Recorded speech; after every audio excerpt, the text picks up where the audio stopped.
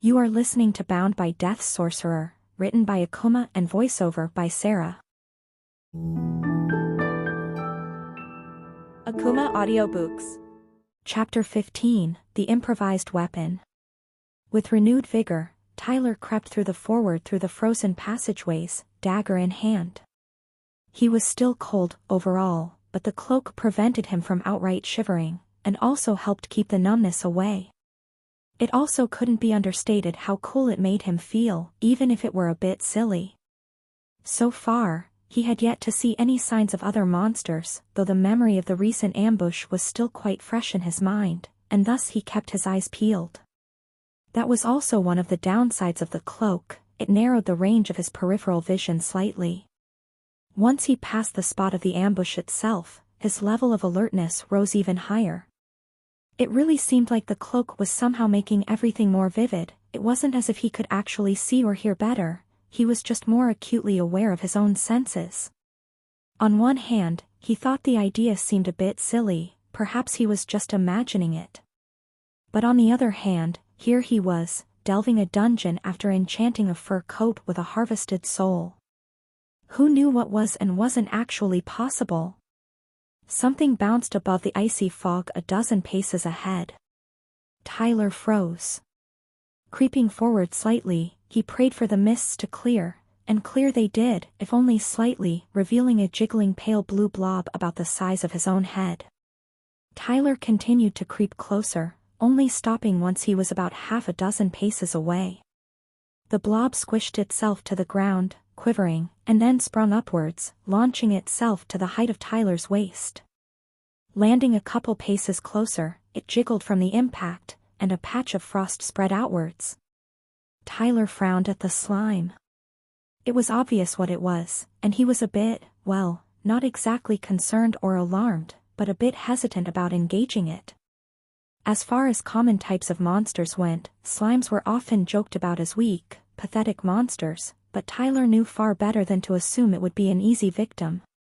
First, he had worked with plenty of slime remains as an apprentice butcher, and even their leftovers could be a hellish nightmare to work with. Second, he also encountered a fair number of different delvers at the Imperial Academy in the course of his own education, and while they were rarely particularly friendly with him, well, he picked up enough. They didn't like slimes. Messy, infuriating, and sometimes legitimately hard to kill. Also, if you were to fall victim to one, not only did it typically hurt like a bitch the whole time, it was viewed as a pathetic and inglorious end by the vast, uninitiated majority. For those reasons, Tyler legitimately considered just leaving the slime behind. It would be easy enough to avoid, even if it were after him, and he didn't think it had actually noticed him yet, though that was kind of hard to judge. On the other hand, it might cause trouble for him if he were to need to flee from something further ahead, and he also could use the soul for arcane energy if he needed to boost or reanimate his fiend fire summon. Circling around behind it, well, to the other side of the passageway, as the spherical blob didn't really have a front or back, Tyler adjusted his grip on his dagger so that his fingers were as far away from the tip as he could manage. He absolutely did not want to come into contact with any part of the creature, dead or alive. Satisfied, he waited for the slime to jump again. While he didn't know if it had a pattern to its movements, it seemed sensible to attack right after it made another leap. He also made sure to keep paying attention to the rest of his surroundings, just in case. And besides, it would be an important habit to form if he were to survive delving for any considerable length of time. The slime jumped. Tyler began creeping forward as it was still airborne, then rushed forward as soon as it landed. The dagger strained against the slippery surface of the translucent monster, finally breaking through with a faint wet squelch. The slime shook violently, and Tyler pushed the dagger deeper before rapidly yanking it out and jumping back. As he watched with mild curiosity, the slime began to sag, flattening out. A moment later, it seemed like whatever sort of invisible structure was holding it together collapsed, and goopy gel seeped out in all directions. Soul harvested. Harvested souls, 1. It was no longer a blob. It was a puddle. Creeping forward again, Tyler studied the thick, pale blue liquid. The edges appeared to be hardening, turning whiter and mostly opaque, while slowly spreading inward. With unrestrained curiosity, Tyler poked the edge with the rat fong. It was hard and slippery. Digging harder, he found he could barely scratch it. Sticking the dagger into the middle, Tyler swirled around the gel. It felt vaguely like glue. Pulling the dagger back out, Tyler watched as the gel sizzled and flaked off of the yellowish surface of the enamel, likely due to the rotting enchantment. Tyler grimaced at the hardening puddle. Yeah, definitely not something that would be good to touch. At the same time, it seemed like something that could be useful. Standing back up, Tyler returned his attention to the remainder of the corridor. No way out but forward, he supposed. After rounding another bend, Tyler caught sight of another small, roughly spherical creature slowly making its way towards him.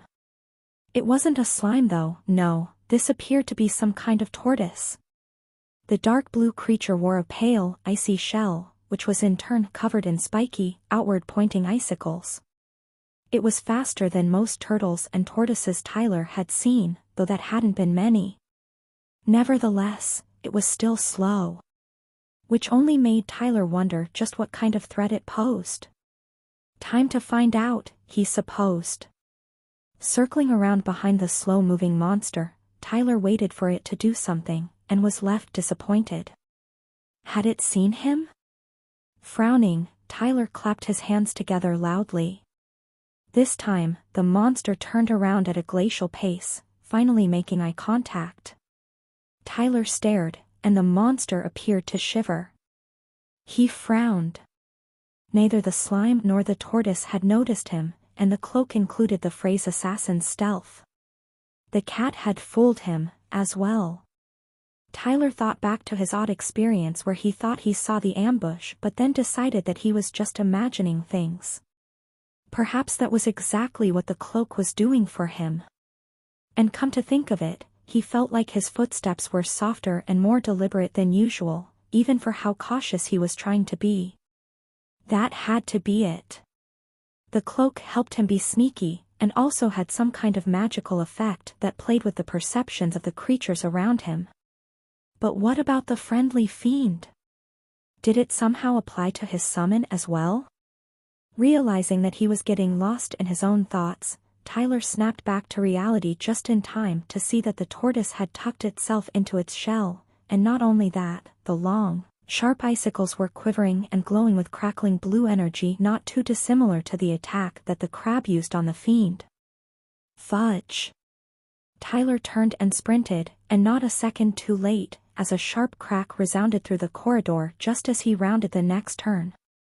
Glancing back, he watched as icy shrapnel from the blast ricocheted off the walls.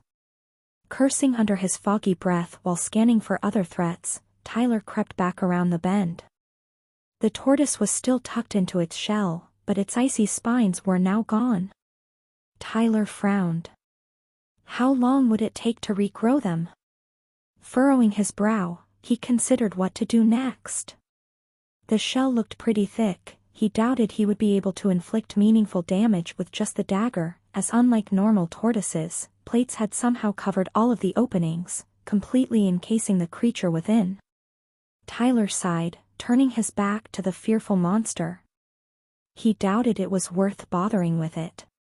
One more bend, and Tyler stood at the entrance of a wide, and even longer chamber. The space was crisscrossed by beams, fragments of walls, and various terrain obstacles. He couldn't even see the exit. The whole thing was crawling with slimes, tortoises, and bats. Fudge! Tyler had an idea for how to continue progressing, but it would require both another slime and something long and straight. Fortunately, there were plenty of slimes back in the big obstacle chamber, and the dead cave cat's skeleton was still undamaged. It had some decently long bones. Standing over the ashen corpse of the cat, Tyler ran over the plan in his mind.